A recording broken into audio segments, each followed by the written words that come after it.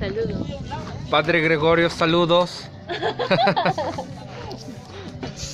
Al padre por primera vez palaneando. Sí, como primera vez en tu vida. No sabe lo que es, pero está aprendiendo. Yo pensé que lo estaba escuchando al padre Rafael porque te salió igualito.